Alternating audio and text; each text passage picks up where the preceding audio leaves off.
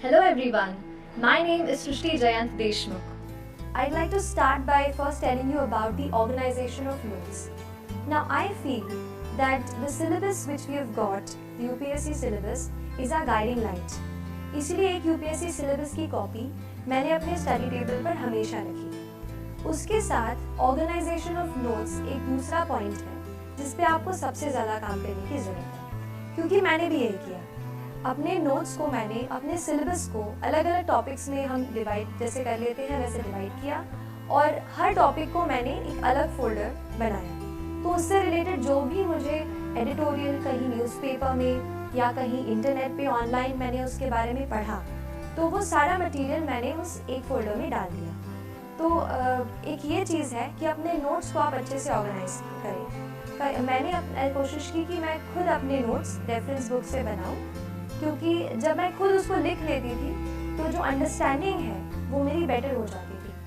तो खुद के नोट्स पे मैंने खुद नोट्स बनाने की ज़्यादा कोशिश की। इसके अलावा करंट अफेयर्स बेस्ड स्टडी, इस पे भी मैं थोड़ी सी बात करना चाहूँगी आपसे। मैंने ये किया कि क्योंकि ज़्यादा ह्यूमैनिटीज़ का बैकग्राउंड नहीं था, तो जो भी करंट अफेयर्स में मैं पढ़ती थी, जैसे कई बार कोई इम्पोर्टेंट न्यूज़ जो है, जैसे इलेक्शन है, प्रेसिडेंशियल इलेक्शंस हैं, तो उस पर बहुत सारे आर्टिकल्स आप देखोगे कि न्यूज़पेपर में आते हैं। वहीं से मैंने एडिटोरियल्स के नोट्स बनाए, उनको इकट्ठा किया और करंट अफेयर्स से ही मैंने कोशिश की कि पेपर 2 यानी GS 2 और GS 3 की मैक्सिमम प्रेपरेशन मैं कहूँगी कि मैंने न्यूज़पेपर्स, आर्टिकल्स ऑनलाइन जो आपको मिल जाएंगे, अच्छे आर्टिकल्स अच्छी वेबसाइट्स के, न्यूज़पेपर्स के, वहाँ से मैंने कोशिश की कि GS 2 और GS 3 के आंसर्स मैं वहाँ से कवर कर सकूँ। बाकी GS 1 में तो काफ़ी पार्ट जो है स्टैटिक है, जैसे हिस्ट्री, जियोग्राफी, वर्ल्ड हिस्ट्री, तो इसके लिए स्टैंडर्ड बुक्स ही मैंने रेफर की थी। नेक्स्ट चीज़ जो मैं आपसे शेयर करना चाहूँगी और मुझे लगता है कि ये चीज़ बहुत इम्पॉर्टेंट है UPSC के लिए, वो है आंसर राइटिंग। जनरल स्टडीज़ और ऑप्शनल के जो टोटल हमारे रिटर्न के मार्क्स हैं, वही मार्क्स हैं जो हमें कहते हैं ना आखिर आपको रैंक अच्छी दिलाएंगे। तो आप जैसे मैंने ये किया कि आंसर राइटिंग पे शुरू में बहुत डर लगता था कि आंसर अच्छे से नहीं लिख पा रही हूँ, और क्योंकि इंजीनियरिंग बैकग्राउंड से हूँ तो बस पॉइंट्स में छोटा छोटा लिखने की आदत है। लेकिन जैसे सोशियोलॉजी ऑप्शनल है, आपको डिटेल में सब बताना पड़ता है, और जनरल स्टडीज़ हैं, कुछ डेफिनेशंस रहती हैं, तो मुझे भी शुरू में काफ़ी डर लगता था आंसर्स लिखने से। लेकिन इस डर पे थोड़ा सा मैंने काबू करने की कोशिश की और हर रोज़ एटलीस्ट 1 से 2 आंसर मैंने रोज़ लिखने की कोशिश की। तो ये चीज़ मैंने की, 1-2 आंसर 1-2 मैं रोज़ लिखती थी। और उसके बाद फिर मैंने कुछ टेस्ट सीरीज़ ज्वाइन की, जिसमें मैं हर संडे को कोई एक टॉपिक रहता था जिसको मैं पूरे वीक में पढ़ती थी और वही टॉपिक्स के मैं आंसर्स लिखती थी। तो ये क्योंकि कॉम्पिटिटिव एग्ज़ाम है, आपको 1 या आधा मार्क एक्स्ट्रा स्टील करना है, तो इसके लिए आप कोशिश करें कि अपनी रीडिंग वाइड रखें और आंसर राइटिंग की बहुत सारी प्रैक्टिस करें। आंसर राइटिंग की अगर बात कर रही हूँ तो ये बता देती हूँ कि थोड़ा सा मैंने कोशिश की कि कुछ ऐसे सॉल्ट जैसा अपने आंसर में ऐसा स्प्रिंकल करूँ कि आंसर की क्वालिटी अच्छी हो जाए और एग्जामिनर थोड़ा एक्स्ट्रा मार्क्स दे। तो इसके लिए मैंने कोशिश की, जैसे फैक्ट्स कहीं से अपन जैसे न्यूज़पेपर पढ़ते हैं, कोई फैक्ट्स पढ़ते हैं, उसको मैंने पहले बुक में अलग से नोट कर लिया था।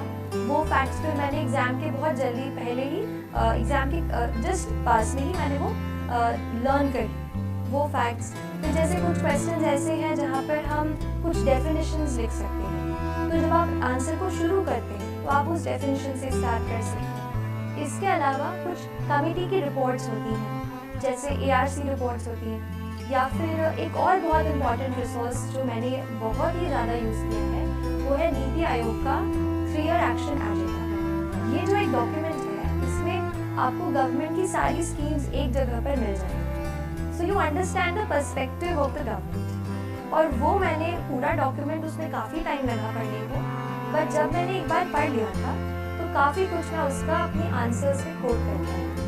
तो जो भी गवर्नमेंट के डॉक्यूमेंट्स हों, जैसे इकोनॉमिक सर्वे आता है, बजट आता है, ये आप बिल्कुल अच्छे से पढ़ें, मैंने भी पढ़ा, और इसको फिर मैंने कोशिश की कि आंसर में लिखूँ। और एक और लास्ट चीज़, आंसर्स में आप थोड़ा सा कहीं फ्लो चार्ट या कहीं इंडिया का मैप, ऐसे भी आप घर से प्रैक्टिस पहले से जब आप आंसर राइटिंग करते हो आप उसमें प्रैक्टिस करो। मैंने एक शीट में जो भी मुझसे लगा कि ये यूज़ हो पाएगा, मैंने एक जगह पे सारी ड्राइंग्स ऐसे फ्लो चार्ट इकट्ठा कर लिए थे और वही फिर मैं रिवाइज करके आंसर हॉल का जो भी राइटिंग हॉल था वहाँ गई। तो उससे मुझे लगता है कि आंसर्स में अच्छे लिख पाई और कई वक्त में यानी जो हमें 3 आवर्स का टाइम मिलता है उसमें मैंने कोशिश की कि मैं सारे आंसर्स जो है वो कंप्लीट करके आऊँ। मैं थोड़ा सा आपको एक और लास्ट चीज़ बताना चाहूँगी टेस्ट के बारे में। कई बार हम सोचते हैं कि टेस्ट हमें बहुत सारे देने हैं एंड मैंने भी पहले ये स्ट्रेस किया है कि टेस्ट सीरीज़ बहुत ज़रूरी है। टेस्ट सीरीज़ इसलिए इम्पॉर्टेंट हो जाती है क्योंकि हमें घर बैठे ये नहीं पता चलता कि हमारा क्या लेवल है, क्या स्टैंडर्ड है, क्या हम उस तरीके का एग्ज़ाम में परफॉर्म कर पाएंगे। तो ऐसे डाउट्स मुझे भी थे। टेस्ट देके मुझे ये पता चला कि ऑल इंडिया लेवल पर या जो भी आप इंस्टीट्यूट का ले रहे हैं उस लेवल पर आपकी क्या स्टैंडिंग है। तो इसके लिए आप टेस्ट ज़रूर लगाने की कोशिश करें। लेकिन इसमें एक और चीज़ मैं ऐड करूँगी। टेस्ट हम काफ़ी देते हैं, जैसे मान लीजिए प्रीलिम्स का टेस्ट है, हम 100 क्वेश्चंस को अटेम्प्ट कर लेते हैं लेकिन उसके बाद इतने एग्जॉस्ट हो जाते हैं कि उसको रिवाइज ही नहीं करते। ये मत कीजिए। मैंने बहुत जब ये गलती की बाद में रियलाइज़ हुआ कि कई क्वेश्चंस फिर से ऐसे आ गए जो मैंने पहले कर चुके थे पर मैंने उनको पढ़ा नहीं। तो आप ये करो। और मैंने ये किया था कि पहले मैंने जैसे एग्ज़ाम दे दी 2 घंटे में हमने पहले क्वेश्चन सारे सॉल्व कर लिए। उसके बाद आप घर जाके आपने जहाँ पढ़ते हैं सारे क्वेश्चन को एक एक करके फिर से पढ़िए, जो भी उनका सोर्स है वहाँ से पढ़िए, उसको रिवाइज कीजिए या फिर मैंने उसको अलग एक कॉपी में नोट कर दिया था जो भी इम्पोर्टेंट पॉइंट्स मुझे टेस्ट से मिलते थे, फिर उसको मैंने अलग से रिवाइज किया। The motivation that I got to prepare for this exam came through the preparation itself. When I started, I did not really know what I was going into. But when I started reading much and more, I found out that there are many people in this world, in our country, who are unfortunate, more unfortunate than we ever can be. I felt, how can I use my learning capacity, my ability to learn, to reach a position where I can help them and better their lives in some manner or the other. So yahi motivation raha throughout my preparation and it pushed me through the entire process. And I'll tell you that this exam not only help you change other people's lives, but आपको भी एक बेहतर इंसान बनने में मदद करती है. That is the beauty of UPSC ECS examination. It makes you into a person who's much more sensitive, who's much more responsible, and who looks forward to doing something for the society. In the further time, I would also like to share with you the mental preparation for this grueling journey of UPSC. So thank you so much and all the very best to you.